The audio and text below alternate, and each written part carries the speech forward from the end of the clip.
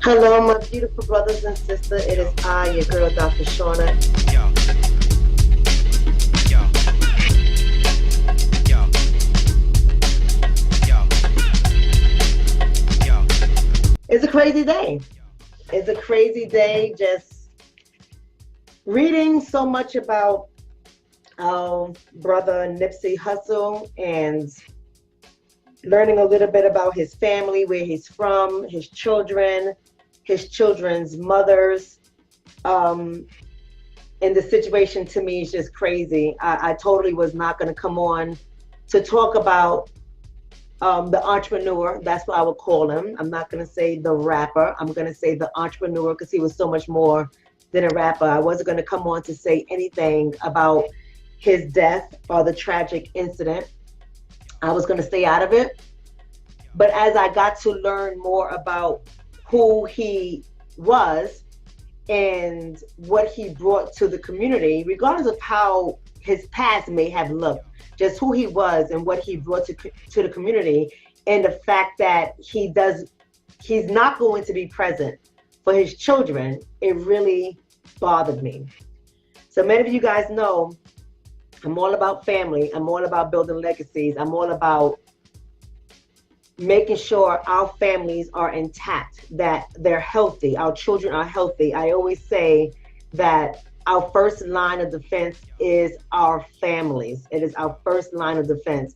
And when you wipe out the man, whether people like to agree with this or not, this is not about right or wrong and difference, but when you wipe out the man, you wipe out the family.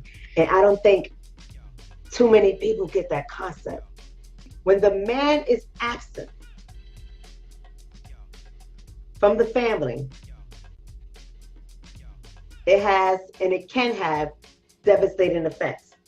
All right, so when I was looking at this brother, Nipsey Hussle, and I started off by watching all the relationship videos between him and Lauren London, which was his girlfriend, wife, significant other, his partner. And I'm seeing how, at least on the videos, how they jive together. And I'm learning about their son, who is now, I believe, 3 years old. And so as I start to dig deeper, there's yet again another child, Imani, who he brought to the awards, and it's his oldest daughter. And you can see the love that he showed to his daughter. Now, as I'm going through all of this stuff and I'm learning about who he was and what he did for the community, I started to get really, really sad. And I don't know about you guys. Maybe it doesn't matter to any of you guys. But in terms of what he brought to his family first, the community second, but his family first, I just thought it was so sad. I even found old videos on this guy dating back to at least 2006, and there's some others, but at least 2006, where this guy's mindset was always on business. This guy's mindset was so far beyond his years. He was only 33 years old, so far beyond his years. And he reminded me, I don't know about you guys, but he reminded me a little bit in terms of his mind, Tupac. What this guy, Nipsey Hussle, saw was an opportunity to not only get into what he loved, music, but to build a legacy for his family. Not only Lauren and Cross and Imani, but also for his brother Samuel, which is his business partner.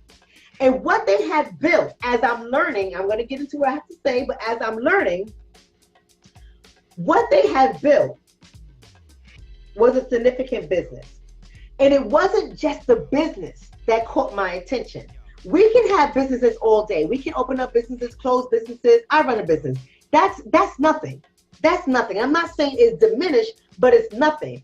This man saw so much more than just running the business, hustling clothes, t-shirts. He saw the real estate in the property.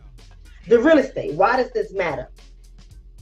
This is a man who tells the story of his earlier days, where he was outside with his brother Samuel, and they used to hustle t-shirts.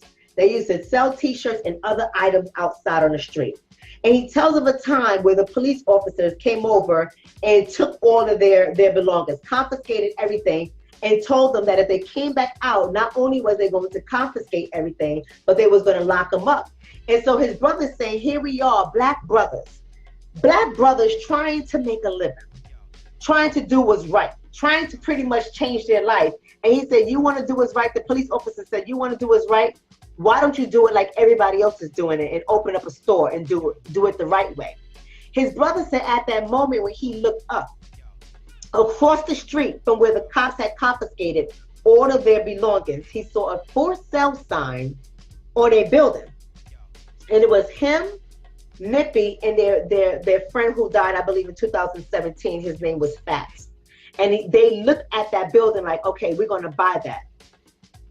And they purchased that whole entire strip mall.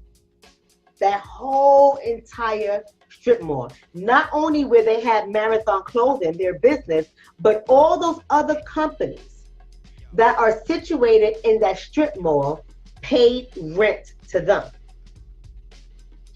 Why does that matter? Why does that matter?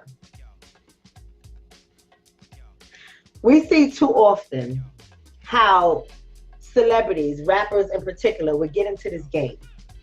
And it's about money. Get money, spend money, get cars, get girls, get money, get houses, get cars. Very few have that mindset. We know what Jay-Z and Puffy did with their business, took it to the next level. We understand how some other celebrities get in there and they learn about business outside of being a rapper. He was 33 years old. 33 years old and owned a strip mall. Forget about that he was a rapper. I know everybody recognized him as a rapper. I recognize him as an entrepreneur that was setting up a legacy for his family. And that's why I'm hurt. Maybe I'm hurt because I'm all about legacy. Maybe I'm hurt because I understand trying to do what's best for our children and our children's children. Trying to invest our monies so that we're not constantly spending our money on junk. But when our children get older, we really do have something to hand over to them. So that kind of stuff, it attracts my attention. It gets my focus on it. And that's the only reason why I got focused on this guy, because of what he brought to the table. Let's talk about the family for a second. The girl is roughly 9 years old. I'm not too sure of her age, Imani. The boy is roughly 3 years old. They have no father anymore. Their mothers are left to try to make sense of the loss of this man. And not only are the mothers left to try to make sense of it for their children, but who's going to heal these mothers when they're crying and they're wounded and they can't make sense of it of themselves? Who's going to heal these mothers when they have to hold back their tears, their frustration, and their anger because they got to do their best to raise children to be healthy? Who's going to tell this little girl how to go about choosing a partner for her? Who's going to go about with this little boy to teach him how to be that person? We don't think about this. And I'm not saying all of us. Some of us are on point, but I'm not talking about us who get it. I'm talking about us who are raising generations and generations and generations of children who don't care, who don't get it, who have to resort to violence. And then let's not even talk about white world.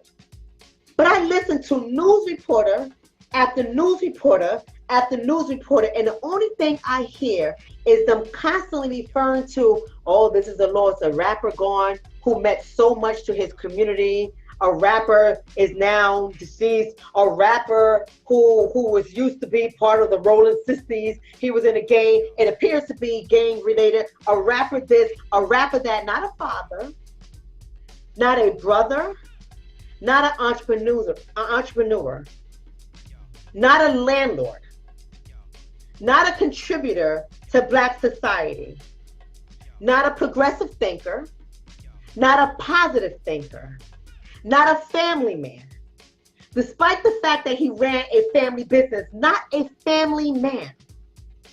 The only thing the news reporter sees our brother as is a rapper and a person who had gang affiliation. Reckless. Reckless. Reckless narrative. Reckless discussion. When will they see us as a family just like they see anybody else? When will we see each other as a family?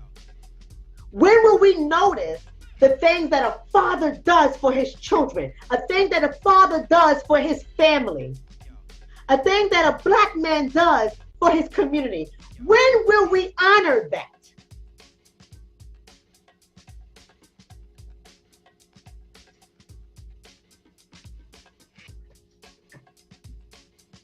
When will we honor that? This is why it matters to me that we are on code. This is why it matters to me that when something like this happens in our video, that we don't give attention to the negative aspect of it, but that we publicly lift up the positive aspects of it. Because the world is watching us. And I say this constantly, that we lead this world. And everything that we do feeds their narrative of who we are. Have a blessed day, brothers and sisters. I love you guys all. Be blessed.